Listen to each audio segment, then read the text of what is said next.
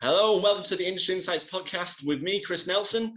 Today's guest we have on, he's a much loved industry personality. He is the business owner and well-respected award-winning Premier Print Promotions. He's owned that company now for over 31 years. And in recent years, he's also become a bit of a LinkedIn aficionado as well. So welcome to the show, Jamie. And thank you for taking the time to come on as well. All right, Chris, how you doing? Yeah, not too bad, thank you. Yeah, I really appreciate it. So, Jamie, I just wanted to, a bit of background for the pod, obviously, for people who don't know, which, to be fair, is including yourself, because it's very new. We just wanted to really, I think the whole point of why we're actually doing this is, I think I've seen a lot of these podcasts where you've had people coming on, industry professionals or business owners or budding journalists or anything like that. But I think me personally doing this really, and it's something I want the listeners to be able to actually get is, I'm only 7.5 years actually into the industry, and into, well, longest I've ever actually had a job for either. So, and it's actually the questions that I want to ask you today, or I want to, have a chat with you about, and, a few different various things, but I really want to get an understanding of what, how you really got to where you've got to. And for people like me, really, who are actually trying to, be successful and make the way in an industry, what you've managed to do and gain a bit of, insight, should I say, obviously, hence the name of the podcast, into little tips and tricks and things that you've learned along the way, your setbacks, and how you've managed with those, just a bit and I think ultimately, seeing as it is you are on the show today, I think a bit of background about you as well. No problem at all. Yeah, I was gonna say, on that note, really, I just would have started from the start, seeing as that makes sense.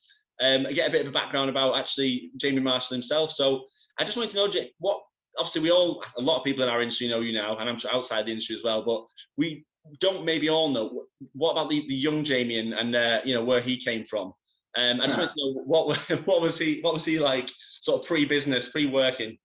Oh dear, a bit of a pain in the ass, I think. But I don't know how I'd be described really. I was very self-assured as a young kid. I was very sporty, loved sport, played a lot of football, did a lot of running. Was very, in fairness, was very bright at school. Was in the top. Went to a bit of a rough school, who are known for our sporting prowess, not so much about our education. And I wasn't really into academia, if I'm being honest. I was bright. I was in the top group for every subject apart from maths, which is really strange because maths is my best subject by an absolute mile. Didn't really get school, if I'm honest. Didn't really understand. Didn't like people telling me what to do. Didn't found most of the subjects boring, if I'm being totally honest with you. Didn't do any homework. Literally didn't put any effort into it at all. You mentioned obviously there about having been told what to do, anything like that. Was that just your personality at the time? Did you actually have a problem with the system, or was it just who you were? You just didn't? Yeah, I just don't like. I still to this day don't like being told what to do. I've never been very good with people in authority. So doorman, I seem to have a particular problem with. But yeah, same here, to be fair, Jamie, but maybe for different reasons. Yeah. I think big mouth, tall, lively doesn't really go well with doorman. So no. And yeah, so just never been very good at. I'm quite respectful of people. I was brought up in a very respectful family and with good manners and what have you. But I just don't like. Yeah, sitting there for long periods of time listening to stuff that I wasn't really interested in. I mean, there's certain subjects I liked. I like biology. I love PE. I like biology, funny enough, but I didn't like a hell of. There's not a hell of a lot I can remember about school. I could say, cool, I really enjoyed that, and I really enjoyed that, and I didn't ever want to get home from school and do homework for sure, and it just couldn't pin me down to doing anything. So really, I just ended up, as I say, in the top group for every subject, but actually failed just about every subject going, and I literally. I mean, really rubbish. Like, if my kids showed the same attitude and application to school as I did, I'd have throttled them by now. But I was awful. I mean, my mum said that she was like a boomerang. The amount of time she had to keep going back to the school, it was like they'd seen the headmistress who just wanted to tell her how bad I was, and so they did try and encourage me to go back and do all my exams again, because they thought that I could do a lot better.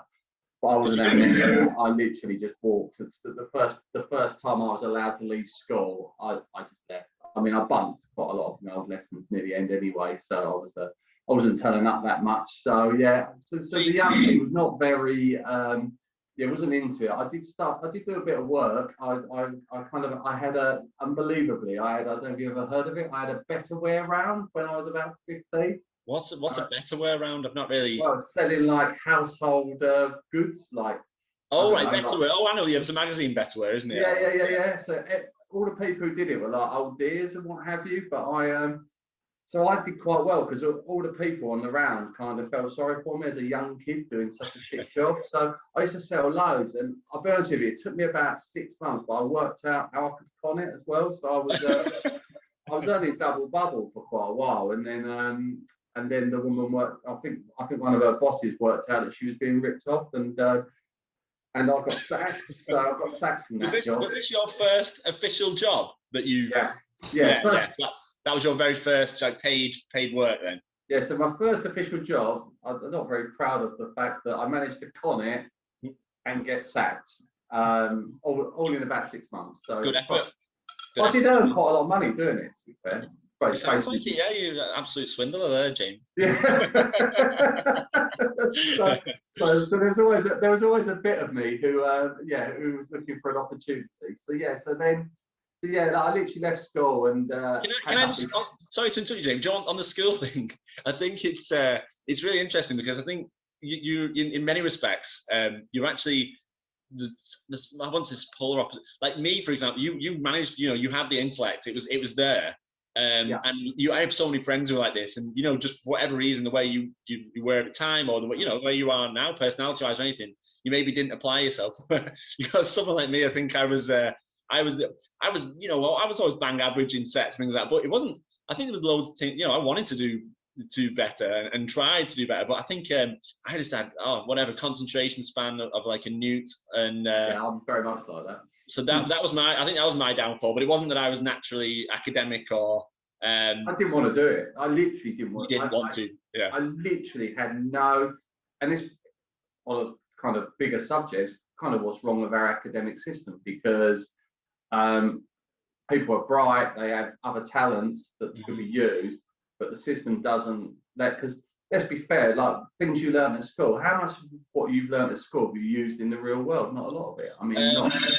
You say that, but I had to just work out some Pythagoras' theorem just to get into this room.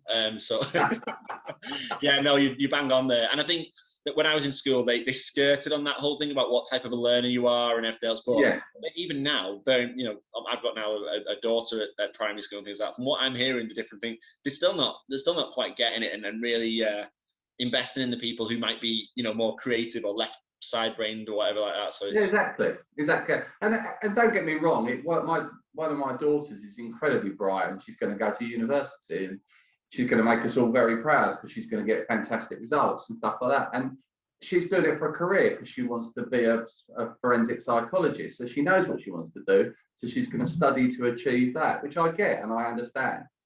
But a lot of it, I mean, really, I've just not used it. You just haven't needed it. So it's interesting what your daughter's going to do and how she's moving forward in her, doing something that she wants to do.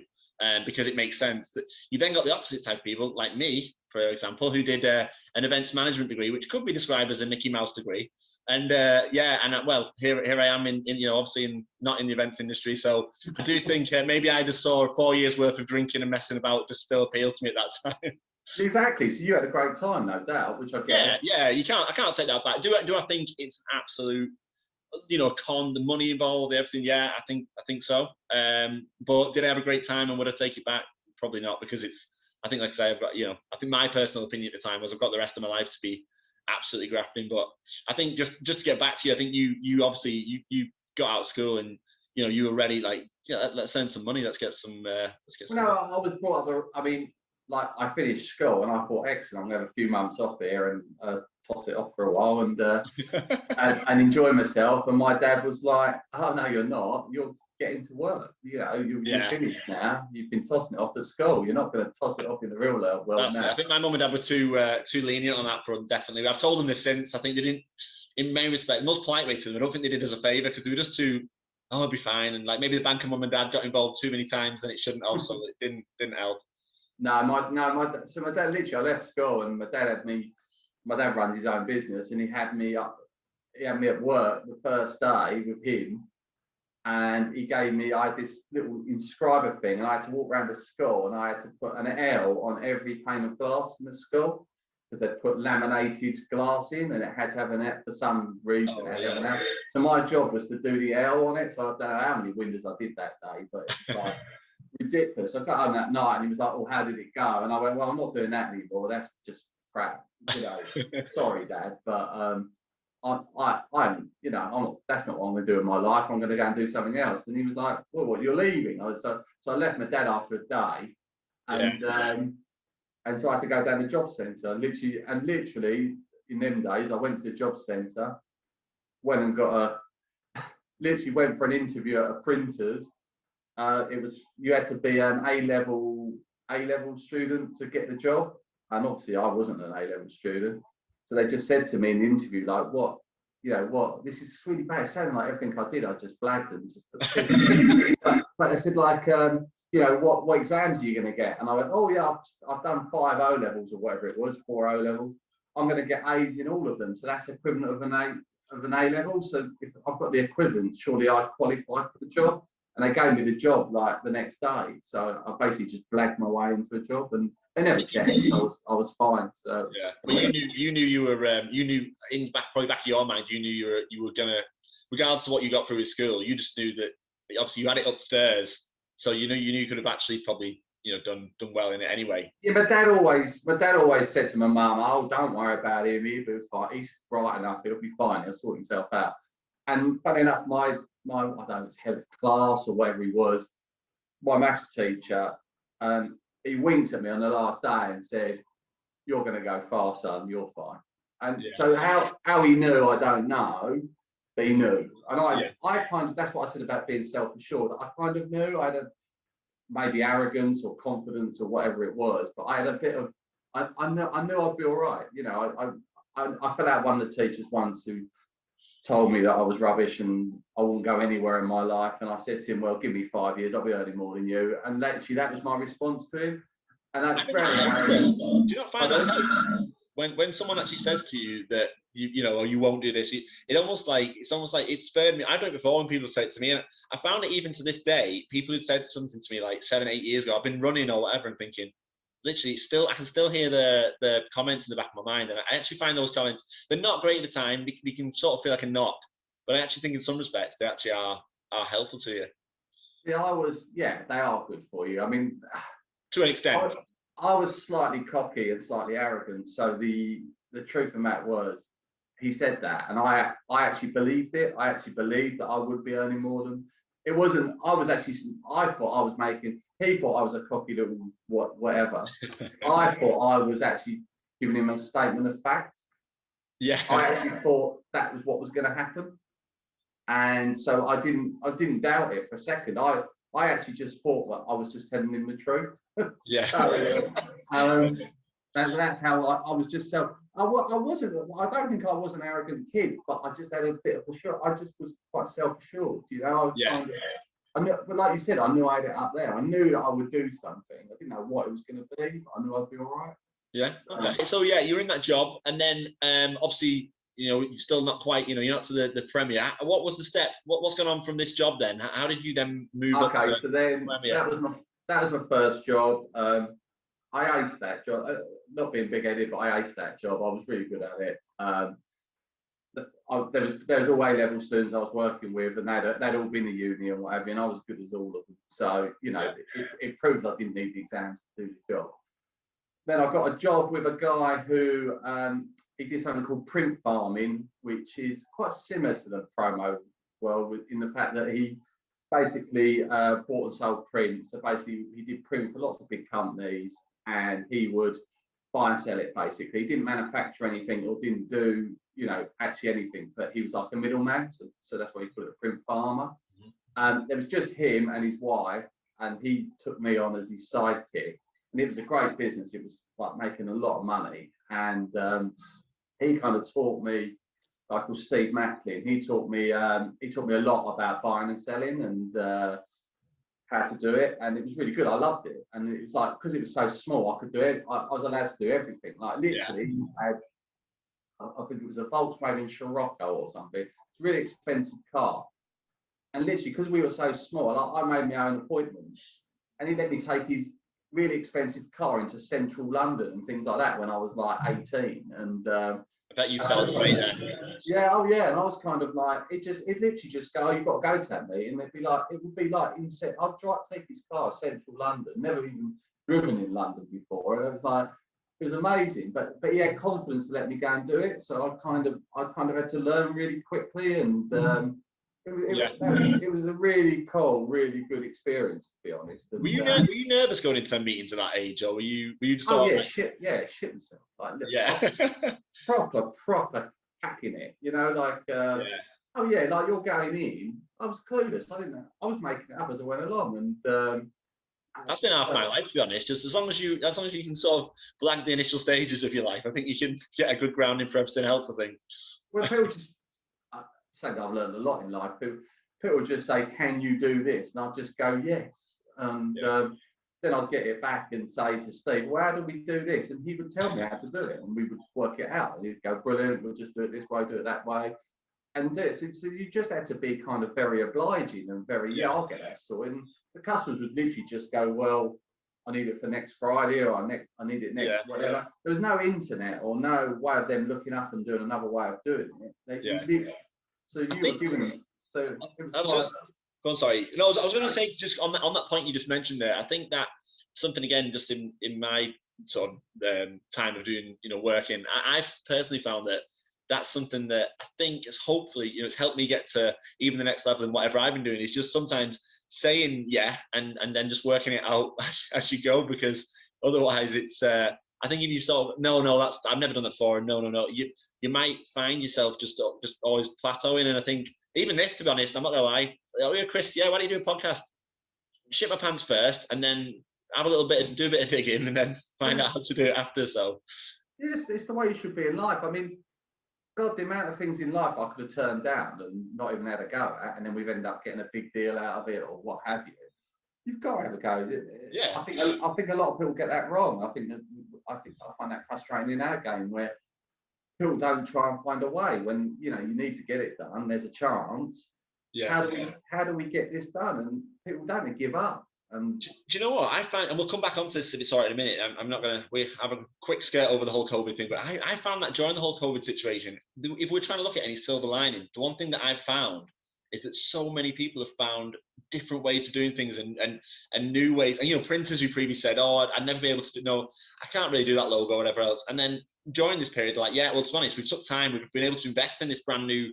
We just took time to make a few jigs for your most popular items and whatever else." And it's like, if we're just trying to look at positives only, that's a good thing, I think. What's the difference between success and failure, isn't it? You've got the people in our industry. Our industry is weird because there's so many different facets to it. Yeah. But you've got distributors who literally shut up shop, didn't do a thing during COVID. Like literally went, oh, it's really hard. There's no promo work. There's nothing to do. And then you've got people like us who kind of fought our way through it and found a way and had a bit of luck. You always get a bit of luck in business. It's but you kind of make your own luck through hard work, and then but you've got to. Who can sit there? People were telling me that people were just saying like, well, basically, I'm having 3 months off, or I'm doing this. No. I heard this. Yeah, we're going to put the business down to a flicker of a heartbeat, and just thinking, I'm like, yeah, but like, I don't know. It doesn't. There's more to it than that. I think you've got to. I think one of our biggest things was, no matter what business was physically coming through, we were just trying to make ourselves relevant in any way we could. You were really good. I know this isn't a loud tech podcast, but you guys were really good. You did keep yourselves relevant. You did lots of different things. You just kept yourself. And you said about my LinkedIn. That's where my LinkedIn things kicked off from. Really, I was writing it from the heart of what was actually going on, and there was I was having shit times. I was having really bad times and really hard times and really stressful. But then I was having amazingly good times at the same time. It was really weird. Yeah. And, Well, I think I saw some of your posts where you'd said, all right, today, I'm not gonna lie, I've done a few, mopey posts, and now I've had to wake up and give myself a bit of a slap in the face and pick myself up a bit. And you could hear that in the post that you put out there. I think you could really hear that was exactly what was going on in your mind at the time. Well, we went from 30 staff, we've got 9 staff now. I mean, literally, we've ripped the heart out of a business that I love, something I was really, really proud of, and really, really, everyone knew that we loved the staff thing, and we loved the whole point of that. And we basically ripped the guts out of it because we had to. Yeah, we've to be honest, I actually, this again, second podcast episode, but the first one was just my little recce with Neil, and he just said the same thing. There was no, he's talked about difficult times, and there's always times in business where you may have dipped a bit and made the wrong decision or whatever else, but when through no fault of your own, your business is being stripped and teared chunk after chunk out of, and it's heartbreaking, I think. And I think for us personally, I'm sure you'll say the same thing. It was no matter how much you're picking each other up each day, I think it was tangible. You could feel it in the atmosphere in the office, and it's really not pleasant experience for anyone, I don't think. It was really odd, very odd experience, and I think I've learned loads from it. But you always do from the negatives. You always learn. You learn as much from failure as you do from success. You should learn from both, basically. And well, to be honest, it was one of the questions I was going to ask you. You posted the other day about negativity and its effect in the office, and I for one, we've had certain personalities during this period. Some with us, and they've changed their attitude. Some who ended up unfortunately having to part ways. But it is, I think, the negativity thing. I am so on board with the idea that negativity in an office, it's like an illness. Like you won't realize one person could be saying X, Y, Z about negative thoughts of any way, and you don't realize that the person who's not really even that negative, they'll stand up and go, to be honest, and then the girl who's just sat typing away, she turns around and goes, well, I wasn't going to say this, but the other day, and all of a sudden it is literally like watching a virus itself spread out negativity, and it's not good at all. I'm really positive. Like my whole life attitude is positive. I'm very, very half cup full. Very. I kind of feel like if you have a bad day, my attitude always is it's another day tomorrow, and you wake up the next morning and you start again. And my wife always laughs because one of my daughters is really grumpy in the morning, and I'm always whistling and happy in the morning. And she can hear us having words in the kitchen, and I come into her and go, oh, for Christ's sake, she's so grumpy, and and it's really, really odd. But I literally hate negative. I literally want to hit people with a stick when they're negative. I just hate it. Yeah. Well, to be honest, I mean, this again. Sorry, I'm going a bit off tangent on a few things. But I feel like we're on a journey with where you're up to. But I'd rather just naturally while you're on these points. I had did a bit of research. And I heard obviously last time you were speaking, you were on about like getting up early in the morning. And what time do you get up like super early? You go for a walk every day and. Yeah, well, I try to. The kind of routine is I get out with the dogs. So I take the dogs for a walk every morning for about an hour, 50 minutes an hour, and it just kind of starts my day the right way. And oddly, I've been a bit knackered lately, so I've changed it around a bit, and I've been getting up still, but I've then been walking them a bit later in the morning. So I've been having like when I'm at home, I've been having like a mid-morning break and taking the dogs then, which I found quite nice as well. It's just breaking the day up, but I do like to start the day kind of positive, and it's kind of, I find if you go, I'll either kind of just walk and think, or I'll listen to a podcast, or I'll, to be fair, I never listen to music. I sometimes listen to sport when it's on, and I like it when the cricket's on in another country, because you can listen to commentary, and I listen to that in the morning. But it's kind of my routine, and I've got a really strange kind of routine. So I do that, and then in the evening, I always have a really long bath and have a think of the bath in the evening. And my wife's always amazed how long that I can spend in the bath. It's just like, it's thinking time. I just like it. It's relaxed and chilled, and it kind of, I don't know, I kind of start the day well and finish the day well. And I find if I do that kind of, that helps. Yeah, well, I think something I was going to ask was basically, I mean, how the actual, because my biggest problem, and to be fair, you've actually just affirmed something for me, because I have just recently, I think I mentioned it just pre coming on the podcast. I've got a 1-year-old daughter at the minute. And as I say, I was reading something about, I think it's basically like, it's called sleep regression, where, I mean, it's amazing to how good it can feel when you realize that whatever steps you've been doing, that you feel like you're going backwards. Something doesn't sit well with me when I feel like, oh no, why are we going backwards here? I feel like we're making somewhere. But it gives me a little bit of hope that because when you felt tired, you've changed things up a bit. Because I think I've got a real problem with beating myself up, because I went through that. I think you've seen that I did that post about, right, for the first time ever in my life, I really wanted to get things on track and say, I'd worked it out with Neil, actually. Neil had really helped me on this. And we basically said, we looked at all the key factors that were maybe, affecting my life and how I could do things differently. One of the key things we actually worked out is, if I just started my entire day a little bit sooner or better, and getting up and going for a run, or because I was doing a run at night, but then that was affecting how I can maybe support when I get home to help with the family. And if I did it in my own time and then go to work a little bit earlier and just started in that way, it would help. But the bit that was reassuring what you said then is, sometimes in life, I have just been so tired at the minute, and you can't always do things exactly how you want them. And I'm sure in another period of my life, I'll feel differently. You should never beat yourself up for, this is where people get things like diets wrong and exercise wrong and what have you. You are going to have bad days. You're going to have days where you miss it. For me, you're going to have days where you drink a bottle of wine when you shouldn't have. You're going to, you've eaten a load of crap and you shouldn't have, and all that. But what's the point? What is the literal point? This is, again, negativity and negative people. What's the point of worrying about it? You've done it. You've done the crime. Just the next day, make up for it a bit. Do something a bit better the next day, or what have you. Or just make sure you drink a load of water and make sure just try and balance it back out again. Yeah, just don't.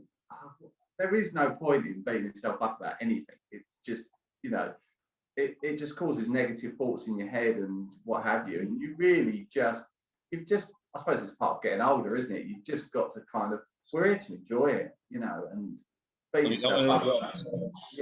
Have you seen how much, how many calories you lose when you go for a run? It ain't very many. So it's kind of, you have to do a lot of bloody exercise to get rid of it. So you might as well enjoy it. To be fair, yes, I remember seeing that once. It was like, if you eat a Malteser, you would have to run from the halfway line to the goals to get rid of it. It's like, I don't even want to know those maths. Let's just eat the Maltesers and just have fun. Yeah, exactly. And if you spend your life thinking about that, God, how boring would it be? Well, I think that's the problem with a lot of our generation. I think we are just overloaded with information about how, if you do this, then you shouldn't do this, and this should be this, and too much of this is making you this, and it's like, it's a bit of an overload. It's the social media, isn't it? It's it's constant. Constant, yeah. Like kids, they constantly look up stuff, constantly know about stuff, constantly. Yeah. The amount of, I don't know, how many kids have got anxiety nowadays? How many kids have got this, have got that? Yeah. We didn't even know what anxiety was when I was 16, 17. No, that is what my dad said the same thing, and I just said, like, I feel like, because I think that's the problem. You do end up just sort of like mulling over things. You don't even need to. It's like with my notification, I'll pick up my phone now, and straight away there'll be news telling me about a bomb that's gone off in the Middle East or whatever. I'm not saying that's not. It's very important, but maybe just in the middle of my day, pre-meeting, I didn't need to maybe see it right there and then. Exactly that, and it's taking your concentration. How many people do you see flicking on their phone when they should be doing something? Or true. Like I could be on my phone now with you, doing a quick email or doing a quick this, doing a quick that. Higher rudeness, isn't it? I mean, I had a guy I had a meeting with the other day, and literally he was doing emails while we was having the Zoom thing. Yeah, it's crazy, isn't it? And he's a customer, so I couldn't really say a lot, but I wanted to say, "Oi, get off your email. I'm here. You're meant to be talking to me and listening to what I'm saying and concentrating." Yeah. And you kind of, I don't know, that's old school manners and what have you, isn't it? But it's a very different world now, isn't it? It's very, we're all consumed by our phones. I'm as bad as anyone, to be honest. But you sometimes don't realise you're doing it, but I do make a point of putting mine down. I do make a point of, I put it like, sometimes I would just leave it in the kitchen or what have you. It's just so that I know that I'm not going to go near it for a while. You definitely, I think you have to do that sometimes, so that cut off and get a bit of headspace as well. And work, you've got to switch off from work, haven't you? It's your emails are coming all day long, in the evening, at the weekends, what have you. Yeah. You can't be thinking about work all the time, can you? It's just no. Definitely not. But Jamie, I was going to say, sorry, so thank you for that. I feel like I went for a counselling session there, but I was more just, it's, I just was things I was actually personally curious about, to be fair. So to get back to on the track, sorry, we were up to where you were in your previous job and obviously just getting to Premier. Oh yeah, so I was with Steve and Yeah. at the print farm, and that was going really well. I could see myself being there for a long time, and then he wanted to get into manufacturing, and I didn't get it. He was making loads of money, and he wanted to buy machinery, and he wanted to have a big factory, and he wanted to do this and wanted to do that, and he was telling me all these plans. And I was thinking to myself, well, why are you going to do that? You know, what, this thing is sweet at the moment. Why do you want to? You know, I don't get it. And he did it, and then it suddenly dawned on me that he was doing all this stuff, and there was not the people in place. There wasn't a production manager. There wasn't this. There wasn't that. And I said to him, well, who's doing this job and who's doing that job and who's doing that? And he was like, well, you're going to do it. And I was like, oh, am I? And he was like, yeah, you're going to be the production manager. You're going to do this. You're going to do that. And I was like, oh, okay. So I'm going to get what, £5 pay rise, £10 pay rise. How much are you going to give me extra? And he said, oh, I haven't budgeted for any pay rises. He said, and to be fair, you know, this is a good opportunity for you. And I said, no, I'm not taking all that responsibility at my age, 19 or whatever I was. I'm not taking all that responsibility and not getting a pay rise. I said, it's not fair. And we had a bit of a set to about the whole thing. And I said, and so I went home that night and I told my dad what he said. And my dad said, what are you going to do? And I said, well, I've already told him I'm quitting. I said, I'm going to quit in a week. And my dad said, well, that's a ballsy old move, isn't it? And I said, well, that's what I've told him. And I said, no, I've said it. I can't go back on it, can I? That's what I've said. And I was hoping that he would counter offer me the next day. So I went back the next day and he didn't counter offer me. Obviously, he thought I was a bit shit, really, I think, to be honest. So I kind of, so I did. I basically left a week later and had nothing to do. So, like, I was sitting at home and my dad was like, well, what are you going to do now then? And I was like, well, I don't know. And he said, well, he worked with, so Dad had his own business, but he was chairman of the local football club. And he said, why don't you sell advertising for the football club? Because they're really rubbish at it and you could get commission from what you sell. I said, well, that sounds like quite a good idea. And he said, and some of the other local football clubs would let you do it for them as well. And they did. So basically, Premier started, I was selling advertising for local football clubs. And then I got like 4 or 5 football clubs, then I got the local carnival, then I got something else. And I was selling all this advertising. But while I was selling the advertising, I was still saying to people, when I was going to see them, sending them the advertising, I was saying to them, well, why don't who does your printing? Who does this? Because I'd learned it all from Steve. I started doing that. So I started doing a bit of print farming and that as well while I was doing the advertising. But people kept asking me really oddly for pens.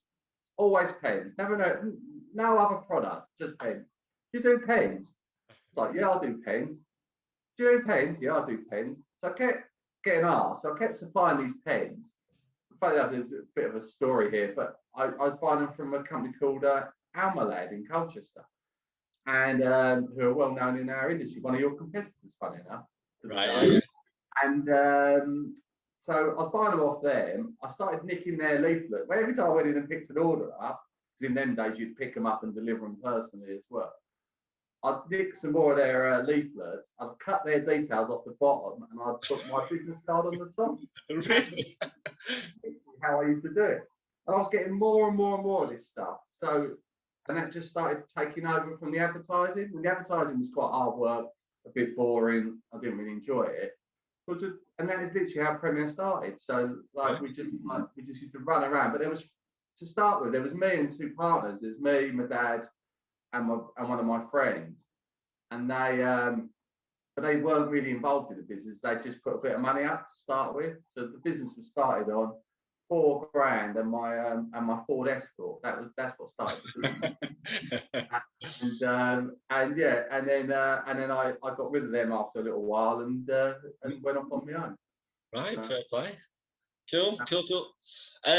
Right, so you mentioned your dad there. So was he already in the industry, you say, or you mentioned? My dad's always done glass and windows and stuff like that. So, but he helped you start up. Pardon? Did he help? You said then you was 2 of your mates and your dad. Did you say? Or one of my mates and my dad. Yeah, my dad gave me the advice to set up. He had a shop in Whittam, and basically I had a little office in his shop, above his shop, and so he gave me the office rent free, and we set up. It was tiny, like really small office. We ended up taking over his whole top floor, and then we had to move in the end because it got too big. But yeah, so it was quite a family thing to start with. So obviously you mentioned about you got big and things. That was, I'm guessing, a lot of organic growth that was happening. But I've obviously, on top of that, I know obviously over the years you've acquired companies as well. I just wanted to know, just basically, how do you find that? I mean, the whole acquisition of different businesses, and is there any advice around that you sort of learned along the way that you would like to give? Or they've been fun, the acquisitions. There's been some. They've all been good. We've done all right. To be fair, we've done all right with all of them. The business has actually done quite well out of all of them. I mean, I think before COVID, our top 10 customers, I think something like 8 of them come from acquisition. Really? Yeah, so we did well. It's quite interesting way of doing it. We've done them all on gut, really. Everyone always says, how did you do it? How did you work out the multiples? How did you do this? How did you do that? Didn't do any of that. Just kind of worked it out in my head. Put things down on bits of paper and just kind of worked out what I thought they were worth, and then went for it. I know some companies have been in different places around the UK. Were some close to you as well? Yeah, so that's where the long story come from. The first company we bought was a company called Transworld, and that was Amalad, who I used to buy my pens from, become Transworld. I see. Malcolm and Adrian Stevenson, who are now in Impression Europe. Right. It was their distributor. So basically, the company I used to buy off, I ended up buying, which was quite kind of. That's cool. Yeah, it was kind of cool. And we got their staff, and I think we got something like 7 staff at the time. It was very hard work, that one, and very emotional, because the girls didn't know in the company, and we had to go to a hotel in Colchester and literally tell them that we'd taken over the company and they were coming to work from us from Monday or whenever it was. And did they physically come to you, or did you have 2 offices? No, they come to us, and they were literally, there was tears, and there was women, hysterical women. Oh, and God. Yeah. What was your, when that happened? I mean, what was your? I'm guessing I've been in different businesses before when I've seen that they've had this acquisition in a different company, and I think one of the first things they sort of said was, right, well, this happened. We're sort of the new face of the company, but is there a big thing about culture there where you have to say, right, this is what we're all about, and I hope you're on board, or how does that work? It's very difficult. It's very, very difficult, because especially with Premier, we run it in a certain way. We're kind of very different nowadays, actually, but like different personality, and demand, got high expectations, and we are quite demanding, to be fair. And I think it's a bit of a shock. I think when you come into it, it's a bit of a shock. And what it is every company's run differently. And I think when the girls were at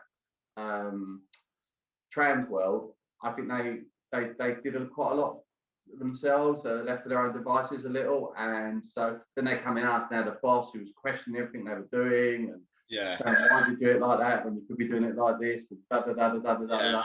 And it's all trained, and as I said to you, the way our industry is, it's all very, very differently run, very, very different companies.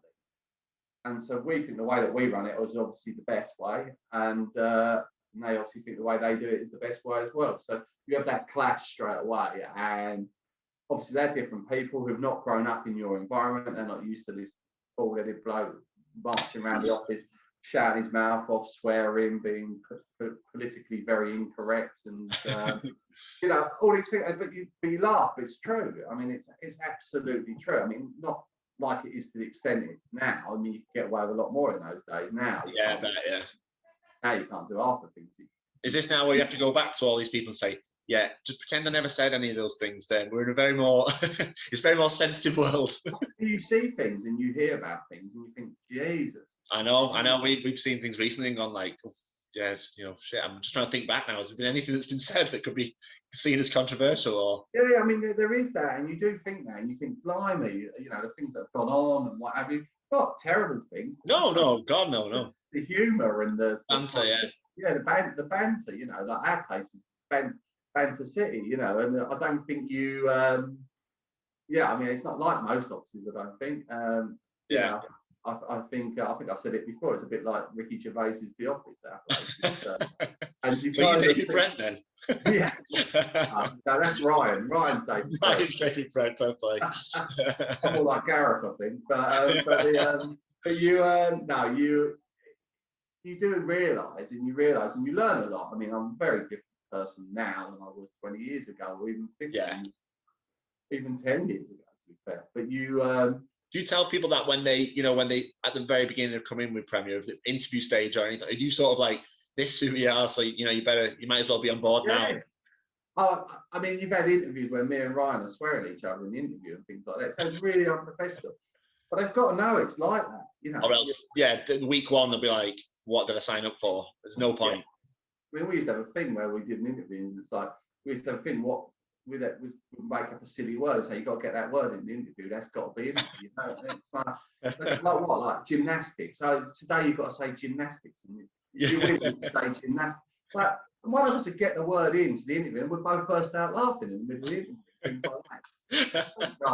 It's very childish, but it's very funny. But it's very present. Yeah, it's good. It's good. I mean, you mentioned then about the bald guy walking up and down the office, whatever. In terms of you as a personality, you've hinted at it through various things you said, but have you seen your own, yourself change over in terms of, let's say, I'm guessing there's points of Premier we've thought, this is it. This is going absolutely amazing. I am Jimmy Big Bollocks right here. Has that happened, or have you been? Yeah, there was. Quite famously, there was a point where we were literally having it off. I mean, I was pooing money basically, and I mean, it was unbelievably good. And I remember I think I've told this story before, but I remember being in Hong Kong, like probably Sanjay and Neil and that were all there with us as well. But we was out in a bar really late in the evening, like 2:30 in the morning, absolutely beard up to the eyeballs. I think I was out with Horner that night actually, and I believe it was a night where I was trying to wear all different hats that people were wearing in the club, and I was wearing as many different hats as I could wear in one night. And literally, I was taking people's hats, putting them on. It was like one of those hilarious little nights you have. Yeah. There's a guy called Simon Putnick was there. I know Simon though. Yeah. And he was running a very successful company, and he was having a good time, but he was being quite serious, and he was chatting to me, and he was chatting about business, and we was just like, I was more interested in having a laugh and what have you, but he really wanted to talk business. And he was asking me all about Premier, and he was asking me what my margins were, what this was, what that was. And I was going, I don't bloody know, I don't know the answer to that.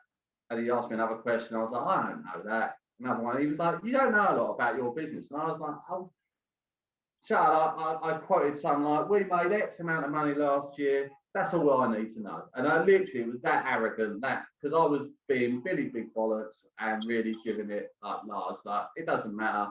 We made that. And he was like, and he was saying to me, no, you need to know this, you need to know that, you need to know this, you need to know that, you need to know what your gross profit is, you should know, you need to know your conversion, you should know all these numbers. And I was like, oh, shut up, mate. I know what I'm doing. I've made all this money. I can't be that bad at what I'm doing because I've made all this money. Yeah. I was kind of giving it large, and I was kind of not listening to him, and I was kind of being a bit, I don't know, I wasn't sure how much respect he deserved, to be totally honest. Yeah, right, yeah. And I remember that to the day, because everything that he was talking to me about, if you ask me now, I would answer every one of those questions. I'd know every number, I'm good with numbers as well. So it wasn't that, I just didn't know. I mean, I was a 19-year-old kid who started up a business, has suddenly become really successful and made loads of money. I hadn't been taught it. I hadn't been to any lessons and learned anything. All I knew was what I was learning on the job, basically. And so no one had ever told me that I needed to know any of these numbers or know any of this stuff. Do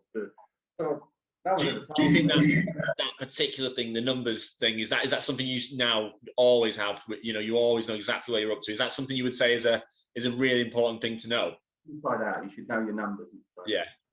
Know your break evens. You should know your How much profit you're making. margins, your conversions. You should know all. You should know. You should know it all inside out, and you should be having a look at it and making sure, is there any trends in it? Are we doing something different? Have we lost part of our percentage? What have we done? I think that is part of it, the loss aspect. You don't sometimes really, and I know Sanjay and Neil are absolutely all over this, the whole idea of the leaky bucket thing, where you think you're absolutely smashing it in one department, but it's just, there's other shit that you shouldn't be just leaking out the other side, and there's no need for it. The leaky bucket thing is a really good thing. If you've got that bucket and you're pouring it in and it's just pissing out the holes at the bottom, there is no, there is no point. And so many people don't know. Yeah. And I didn't know. I mean, there's a part of me that still thinks, well, I didn't need to know because I was earning so much bloody money. It didn't matter, because it didn't really at the time. But potentially, I'm guessing you could have been so much more as well at that stage, maybe. Essentially, so much more. Yeah, absolutely. Yeah. And maybe you've thought about it a bit more and you've done some things differently. Everyone can look back. I mean, I don't look back with regret at all, but everyone can look back and go, if I'd have done this differently, I could have. It's and that's for sure. And now, when you look at us now, we're such a tight team. We know inside. Like, we had a meeting with our accountant the other day. There's 4 of us in the meeting. We're 3 from Premier. The 3 from Premier could have answered any of the questions the accountant asked. We all knew. Yeah, that's good. Yeah, and that's incredible and really good. And I'm really proud of that we're so on it, and we so know it now. But, so that was the big bullets moment for you. So.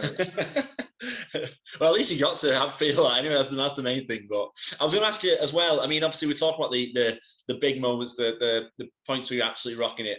I know, again, if I've done my research right, you historically, Premier was heavily invested in the pharma sort of game as well at some point. And obviously, for people who don't know or outside the industry, because of how it was seen as, am I right in thinking it was seen as sort of like, it could be seen as a bribe, and the whole laws changed around that. And am I right in thinking from that, you lost a lot of business? Is that it destroyed our business basically? Did it? Yeah. So is this? We've already touched a little bit on COVID. That particular instance, was that probably like your biggest setback? Would you say, or? Well, that and COVID, the two biggest of those two things. But the pharma one was worse for me, because with COVID, what the trendy word is pivot. We've been nimble and we pivoted. We have done that, and we've done that successfully, to be fair. So actually, although COVID, we can go on to this if you want, although COVID was a bad thing, it was also a good thing for Premier. So we've actually managed to turn it into an opportunity rather than a terrible thing. Yeah. With the pharma thing, I suppose we did the same with the pharma thing, but that was, I mean, it was 60, 70, even maybe more of our business. Jeez. It was, we were, you couldn't understand, and people couldn't understand. I could go to 4 or 5 meetings a week in those days, and I could pull 100 grand's worth of business, and I wouldn't have to do any other business. I would just go to those 4 or 5 meetings, pull that business, and that was our week done, and it was, but every order was like 20 grand, 30 grand, people, I remember being at one of the shows like Merchandise World now, it wouldn't have been that, but I remember talking to one of the suppliers, and he said, what's your average order? And I went, oh, my average order's 4 grand. And he went, no, it's not. You're lying. And I went, my average order's 4 grand. I said, and he went, no, the average order of the industry is 250 quid. Yeah, I was going to say, that's what I thought. And I went, no, my average order's 4 grand. And I wasn't lying. My average order was 4 grand. And so it was a very, it was a great thing. You could walk in and get these huge orders, and we had these huge contracts and everything. And literally, it was your main boss, Sanjay, who rang me up. Me and Sanjay have always had a relationship that goes back many years.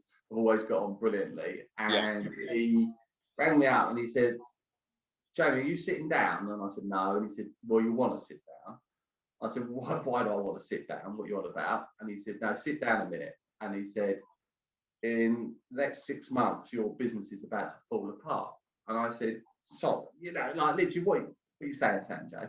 And a lot of people probably don't know, but Sanjay's got family all over the world, and they've heavily invested in the American market. And the American side were doing massive orders for pharmaceutical. Well, they had the ruling on the pharmaceutical rules first. So it hit America, and they did the Bribery Act, blah, blah, blah. And it decimated the whole promo industry in America. Yeah. And they've just called that, and it just happened. And Sanjay, fortunately for me, was good enough to ring me and say, what happens in America soon follows in the UK. Mm-hmm. So you need to get your house in order and sort it out, because you're going to be buggered, basically. And he was right. And it's exactly, and it was, he called it completely right. It was exactly what happened. So that's what caused us, that whole movement. What I then did at that time. Well, that's what I was going to ask you. How did you manage when you lose that amount of business? We were sat on quite a good bank balance and were quite healthy. So that's when we brought Transworld, because right. I tried to replace the lost turnover with some new turnover. And so that was my thinking, was let's go and buy another business and replace it. So that's what caused the first acquisition, actually, was that so we did that. And we did Transworld, and then we just built it back up from there. Not ever to the, I mean, the numbers are as big now, or they were before COVID. We got it back to the same level, if not, we're actually bigger in the end. We got it back bigger. Oh, really? Right. But, how long did that take? I've got 6 years. Was it? Yeah. Probably 6 years. Went through lots of stuff, suffered incredible bad debt. Had to take a guy to court for £250,000. We had all sorts going on. Got divorced as well in the middle of that. I suppose, yeah. That cost me more than £250,000. So that had quite a lot of pressure going on in the meantime. But always kind of come through, really, and there's always a plan. Yeah. I'm no genius, but we kind of worked our way through it. And I think that's what we mentioned before, though. I think there is people who just roll over when that type of thing happens, and it's the ones who basically say, "All right, okay, come on, listen, let's get back up. What can we do differently? What can you pivot or whatever it would be?" Because pharma specialist went bust. Basically, when that pharmaceutical thing happened, people in our industry who specialised in pharmaceutical went bust. There's companies went bust. Yeah, and you managed other companies like mine, Lesmar would be one. We always compete massively with Lesmar. Don't know what they call something else now, aren't they? Promenade, sorry. Promenade, yeah, Mike. So we used to compete with them massively, and they've managed to do the same as us. And but it's just the way it's an attitude thing, isn't it? You've got to get up the next day and you've got to go again, and it's true. No, 100%. I just thought, well, there's other work out there. There must be other work out there. There's other people doing what we do, so there must be other work. So we just went after other work. Yeah, that's it. Yeah, just because that pharma thing had happened, it's not to say that just happened to you. There's so much other, obviously, businesses just go along about the busy days without even knowing what even happened, I'm guessing. So yeah, but the numbers were so huge. That was the hardest thing to get used to. Was I was used to huge orders, just huge. Yeah. God, right. Yeah, but like I say, but you came through the other side of it, and now obviously, we're 31 years down the line. You are where you are, and obviously you turned. It was 50 last year, was it? Yeah, 50 at Christmas. I had COVID on my birthday. Oh, did you really? Oh God, happy birthday. So, how did you find? If you don't mind, how did you find turning 50? Did you take it in your stride, or was it like a bit of a blow? Yeah, it's just an age thing, isn't it? I'm not bothered. I'm quite a young person at heart, so I don't really care. Yeah. It doesn't bother me as long as I can still run and I'm still quite fit. And I notice no difference really. I feel the same as I did when I was 25. So I don't see. That's the thing. I always thought I've always been like this age, and I don't know why people get so bothered about it. And then 30. I don't know what. I turned 30 last year or the year before. And I just felt like my whole body seems to just like change overnight. I'm sure of something. You mentioned biology when you're in school. I don't know what happens at that age, but I feel like it hit me a bit hard, the old 30. But I don't know. I suppose there are things. I haven't really. I'll be honest with you. I lost my hair when I was 25, so I've noticed no difference. Change on there.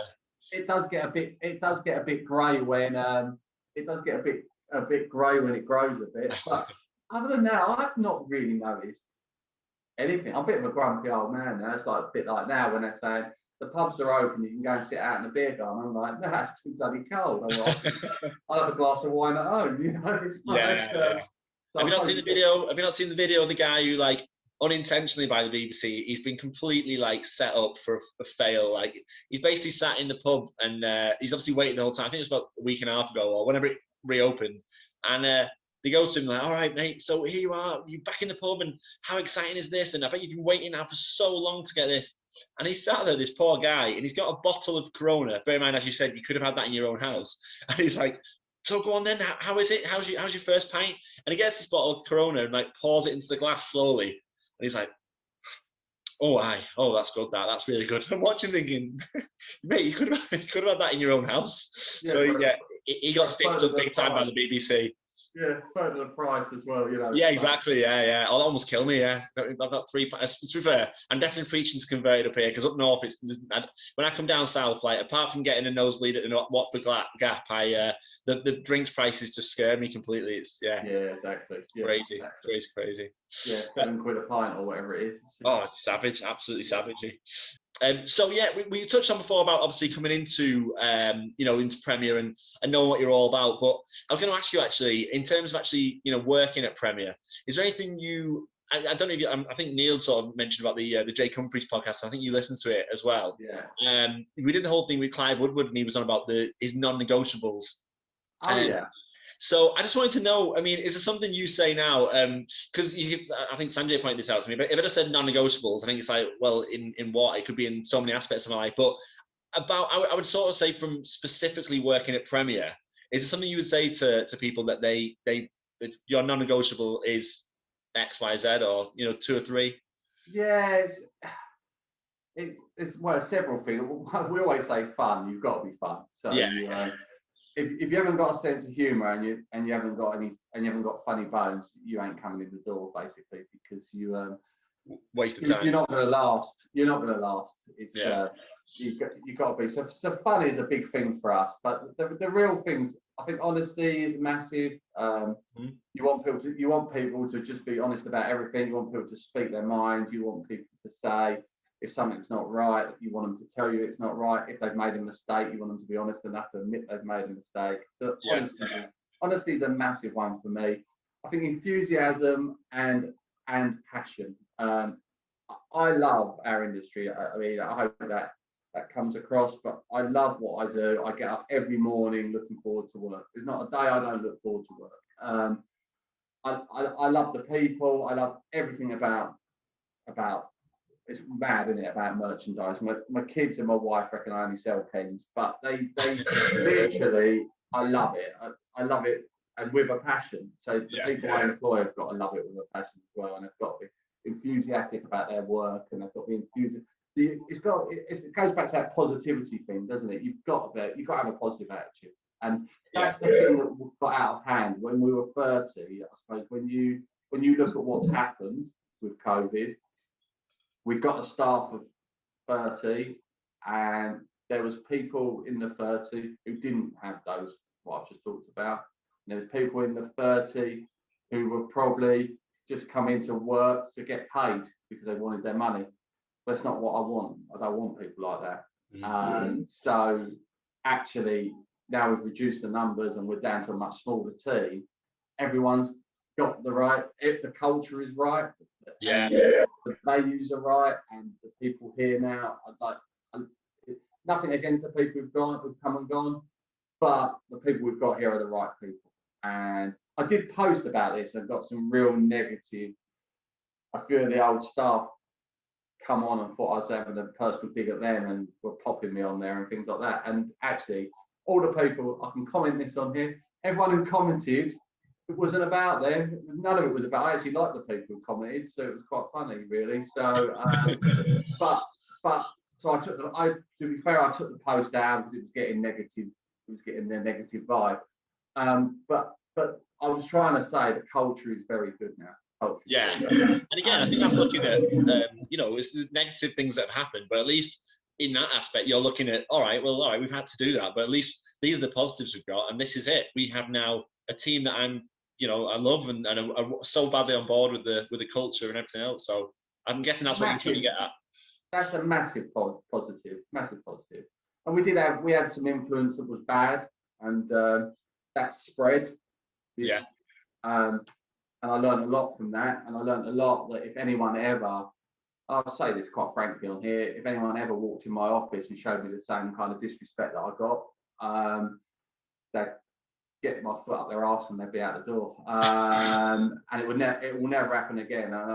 It will never happen again. So yeah, fair play. I knew it and I let it happen, and that was a bad one on me, to be honest.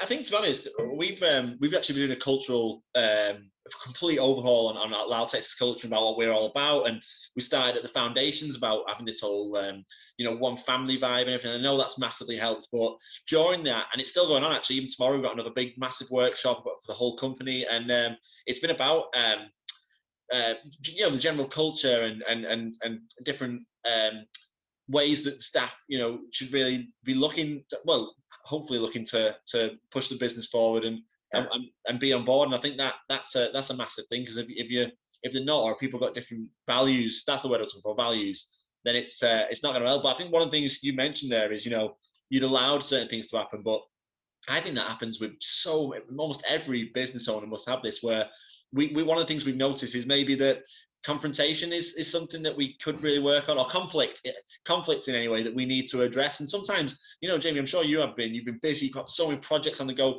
things that are keeping you motivated. The last thing you want to be doing is having to, drag something and have a whole chat about conflict and everything. So it becomes a whole HR thing. With 30 staff, my PA, Hadders, who everyone knows her, loves her. Yeah. She's the most loveliest person you've ever met in your life. She spent her whole life dealing with HR. Whole life. Really? Yeah. And it's just like ridiculous. When you actually look back, absolutely ridiculous. Yeah. No, that's it. Yeah, and I think it's from business owners like yourself, but I think even vice versa. There's probably conflict can come from bottom or top. People who want to say something from the bottom about how they're seeing things around them not being quite what it should be, don't want to speak up, because that could. So I think that's something massively we're working on as well. And I think that's important as well. I think. Yeah, we tried lots of things, and when you look back, you learn, don't you? You learn from the experience, and we made some mistakes, and I definitely learned from it, and definitely you become a bit of a different person, really. And I kind of, it was nice is I like the person I am. I like what I've become, and I can look in the mirror and I'm proud of what I believe in and what I'm trying to do. And you trying to reflect that around you. And I suppose when you don't always get that back, or you get the digs, or you get we used to have a suggestion box, and Jesus, some of the suggestions that used to get put in there were unbelievable. We would be sitting there in a meeting talking about some ridiculous suggestion that someone had put in the box, and we'd be having a full-blown conversation about it. It was basically having a conversation about something that's absolute bollocks. You literally should have you really should have walked out with that suggestion and gone to the staff, sorry, but this is bollocks. Whoever put this, you do realise that, and you realise now with the team now, you don't need a suggestion box, because they know that they're open to tell you anything at any time, and you will listen to what they've got to say. And that's the honesty. And it's coming from the right place. Yeah. Yeah. So I think you mentioned the key things for you to say: honesty, positivity, being on board for the journey, and all them things are massively important. I think if you're trying to succeed in Premier, it's a team game, isn't it? It is and I want to succeed for them, and they want to succeed for me. So that's true. And that's what this whole COVID thing has brought back, is that I'm much more heavily involved with the day-to-day now. So I see a lot of what goes on, and I understand a lot of what goes on. And so I suppose it makes you a bit more objective to everything, and you understand a little bit more. And as I say, because the numbers are vastly reduced, you can work close with the people you've got. And then I hope, you'd have to ask them, but I believe that they would say, yeah, we can just talk to them about anything. We can just say, And they listen, and they do listen. Yeah. Do you think that, I mean, I since I've worked in this industry, because I'm only 7.5 years in, but I've firstly found, and I know you feel this way just because I've heard the amount of things you said over the years. But I think, do you think our industry is quite a special industry in regard, like, because I found that I didn't realize when I first came on my first day, and some guy was showing me this handled travel mug, and he was pretty enthusiastic, and I was like, yeah, yeah, it's a good plastic travel mug, that one, yeah. But you do sort of realize as you get further into it, or again, if you're that way minded or whatever, it's a fantastic industry. But what would you say to anyone who's actually thinking to come into the industry? What would you say makes our industry special? It's an amazing industry because of the friendships. I think when people talk about my LinkedIn thing, I get a lot of nice things said to me from suppliers because I think I stick up for suppliers quite a lot, and I understand it from there. I think a lot of distributors just see them as suppliers and don't actually understand the strife and the problems they have and how hard it is and how you can be more fair with the way that you deal with them so that actually the partnership works better. And I really believe in that. So what's happened for me in this industry is I've just over 30 years have just made unbelievable friends all throughout the industry. Yeah. And so they're not just people you're doing business with, they are your mates. They are literally, when I go to meetings, the amount of meetings I go to and I say to a customer, oh, my mate will do that. And they look at you and I'm like, yeah, my mate does all my t-shirt printing. Oh, my mate makes all my leather goods. Oh, my mate. And it probably sounds a bit chavvy or a bit crap, really. But it's true. They are my mates. You know, and I'll say, oh, I'll pull a favour for you on that because that's my mate. I can just ring him up and he'll just do that for you. But that is how the industry works. So it is good. Yeah, I think it's funny to see how like competitors, companies alike or anything like that. We're not really. I think we've always just, there's always been enough slice of the pie for I think everyone involved. And even not, you win some, you lose some, and some of my best nights out have been with like some competitors that we've got, and it's not. It just I don't think we've ever seen like that. And we go to, you obviously know, like the promotional showcase shows that go around the country, or the big promotional trade show now. They're all, I'm stood in a room with loads of competitors, but honestly, like I say, the banter, the laughs, and I think you are like, you almost feel like you're in a little family going around the country with these people, and you sort of really get to know them and know what they're all about. That's right. But from my side, some of my best friends in the industry are competitors.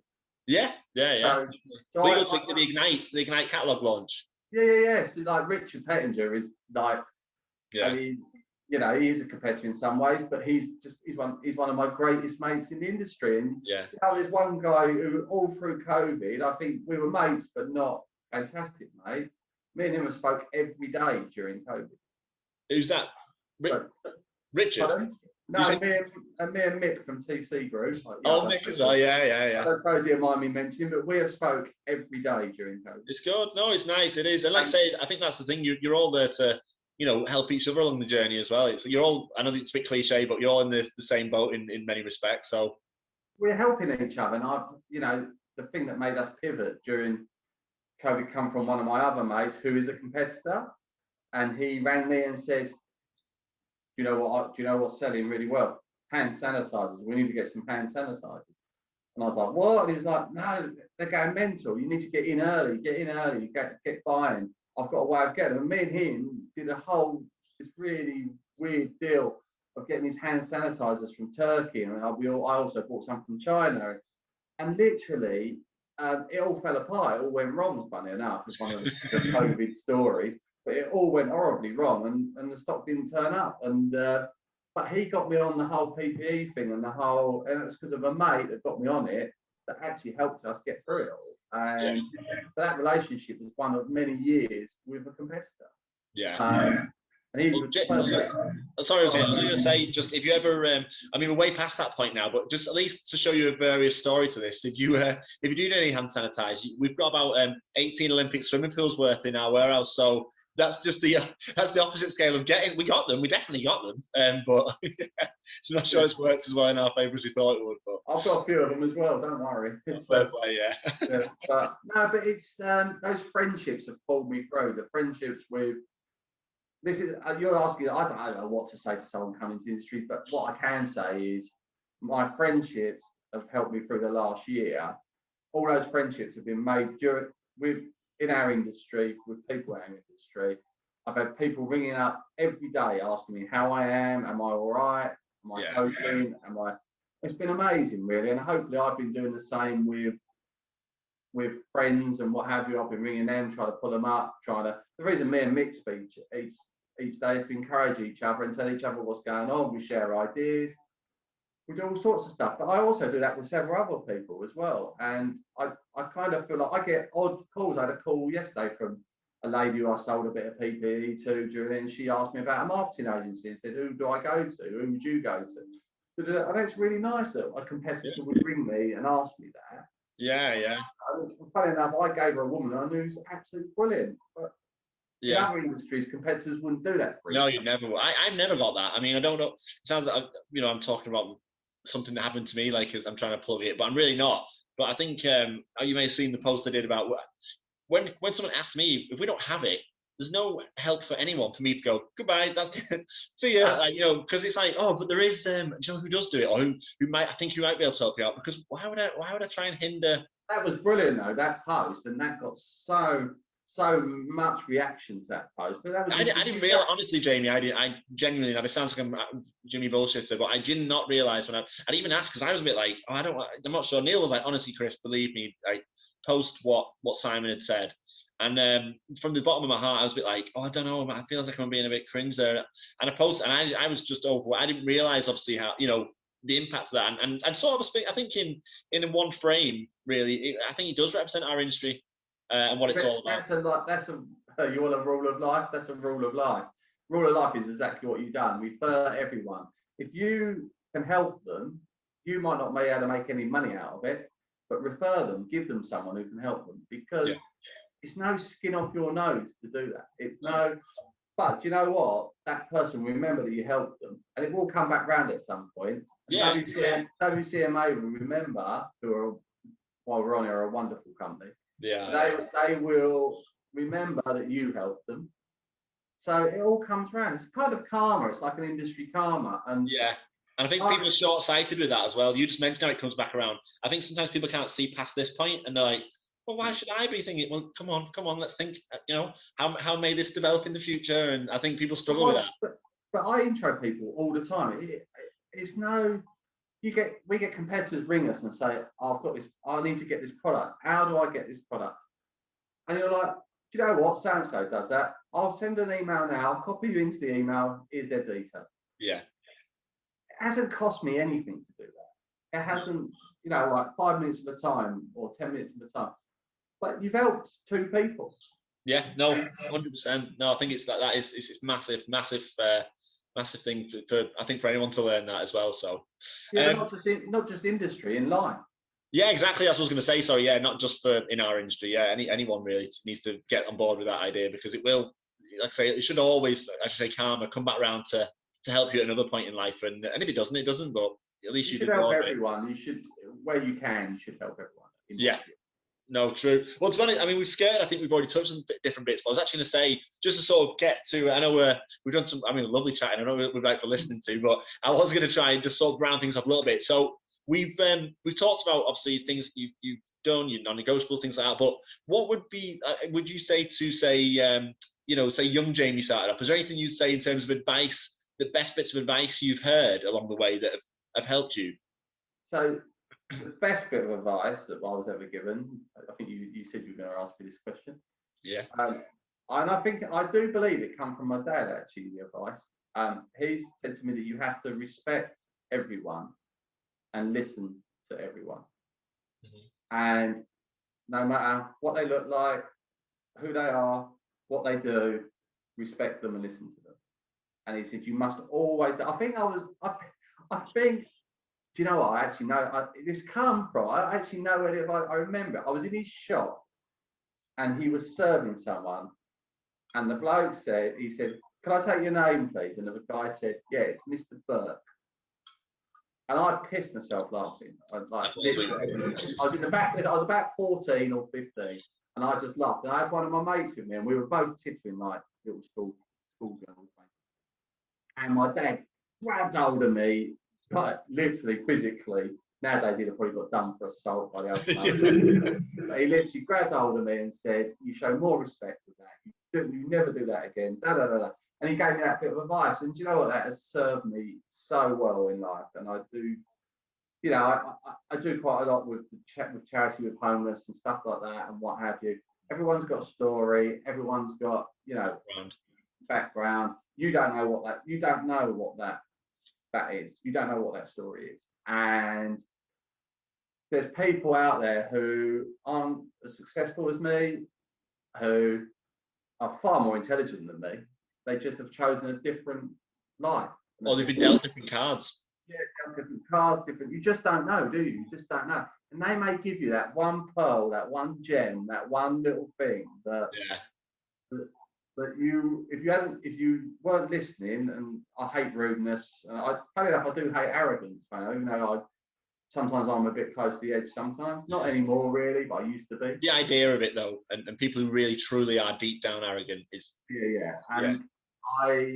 And I hate to see people who treat people badly, and I hate rudeness, and I hate all those things. Yeah. And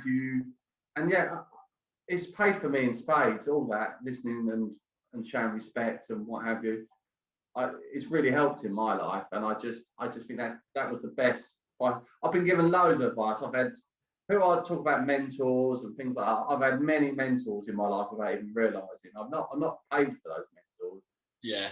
But I've had mentors, and it's only now, as you get older, you realise that they were mentoring you without even you realising it. And, and I wish when I was younger, I think in some ways I was a bit of a knob at times, and I could have learned a bit more, a bit quicker. Got a bit carried away with myself. I think everyone's like that when you're younger. You think probably you know best, and you're not as much of a sponge. And what have you, and generally, life was all about having a good time for a while, and sometimes I let that get the better of me. So and so you have to learn that, don't you? You have to learn the hard way. My wife's very much. She knocks me down a peg or two sometimes. And, I think everyone needs that though. Everyone gets carried away, don't they? Need, oh yeah, no, okay. Back to where I was. Sorry, yeah. So those things are good, and but that was definitely the best bit of advice. Definitely. All right, cool. So I mean, I've already asked obviously your advice, and we've obviously what you give younger Jamie. I think that those things are it, isn't it? Just listen more and. And I think you've mentioned loads of different things without even going on a direct advice about the whole just having respect or being positive. So there's so much like nuggets of like things there for people to take on. So that's great.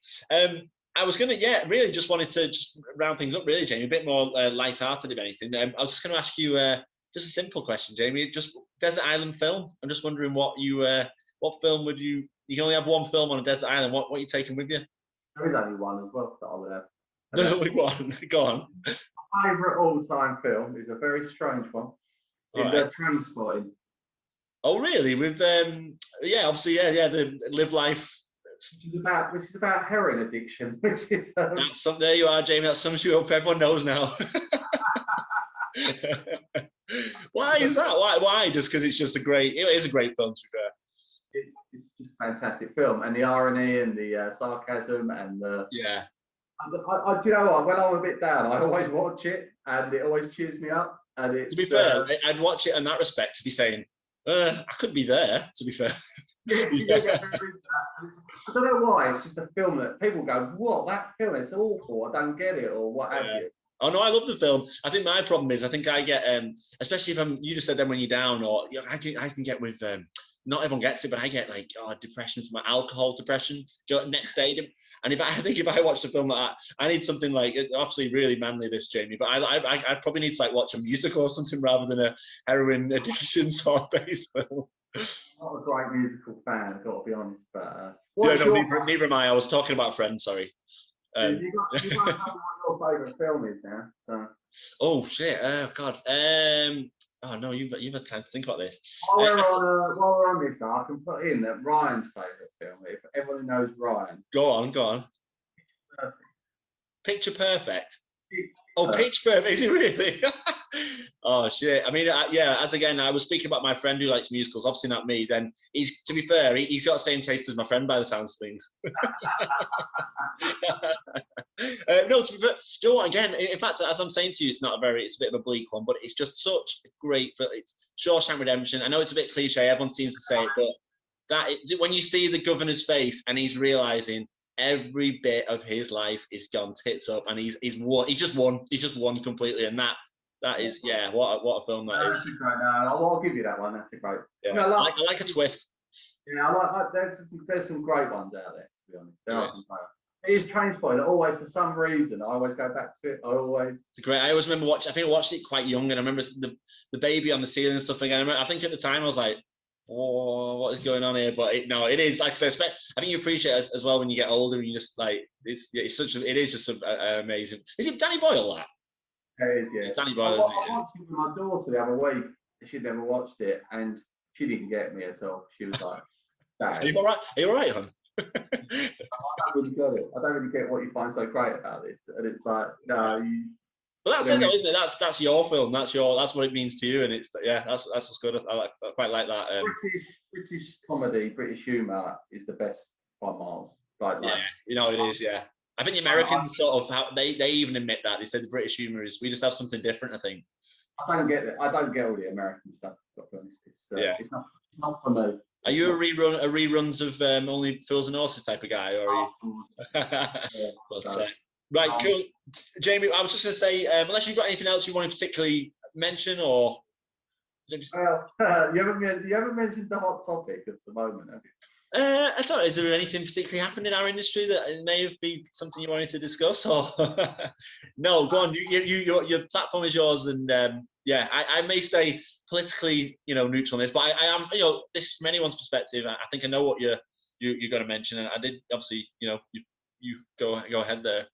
Yeah, hard for suppliers to mention. Again, this is where I'll probably come into the fact that I can, and I have a very distinct opinion on this. But obviously, we've got a big phoenix happening in the industry at the moment, not for the first time. And to be fair, it's not just a go at those people. They've done it. They've kind of.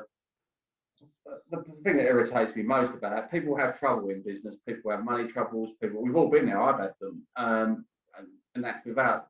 I can tell you, there's been times where I thought, "Cool, this could really go badly for us." And it's the way you deal with it, and it's the way it's your honesty thing again. It's your humility. It's all that. Just on that point, I mean, I know there was a particular post recently, but there was something you mentioned on that, and this was pre my time in the industry. But you said CMC, you did it. What was the CMC situation where you again had just seen that they handled it in a way that you weren't happy with, or? CMC was an amazing one because CMC were a big company, and they just busted it for all the wrong. They busted. They were all fine. They were still driving around in their Bentleys and their whatevers, and they just slaughtered the industry for hundreds of thousands of pounds. And I don't know what the figure ended up being, but it was a lot. And then they thought that they were going to phoenix and start up again. It's the only time, and it is the only time it has happened, the industry turned against them. So basically, no one would deal with them. They literally, because it was so deliberate, and so the industry just turned against them, and no one would supply them. So they basically started up again and failed. They failed within weeks, not months, weeks. As we said earlier, the suppliers are my friends. There's ways of doing business, and that isn't the way of doing business. So I've just got a particular, and I'm a gripe, the old man thing comes out here, but it pisses me off. It is tough, and I think, to be honest, Jamie, regardless, let's say this industry, that particular situation, a different industry, no matter what it was, I think what you're really saying, what you're describing is it's about you again, really, in regards to what you stand for. What you think of our industry, how you respect our industry. So I think everything you're saying there, regardless of what this exact situation is, it represents you as a person as well, and what you stand for. And I think that's why it's important. And also the fact that you'd like to think, if anything ever happened, heaven forbid, that it's how you would conduct yourself. So it's more a representation of how you would I dread to think of it happening, and I dread to think. I know what I'm like. When I'm under stress, I'll be throwing up in the toilet. I know that I would be like that, and I'd imagine I would be making a series of very emotional phone calls some friends saying, shit, I've cocked up. I do know that there's people in our industry who've had that situation, who have gone bust and have made those emotional phone calls, and there are people who've done that. So you can do it. You can do it that way, and you can do it the proper way, and you can, even though it's a horrible situation, even though not everyone's going to be happy that you've done it, you can make it better for yourself. Yeah, no, 100%. Yeah, I get it. I have a problem with, if I'm honest. That's the bit.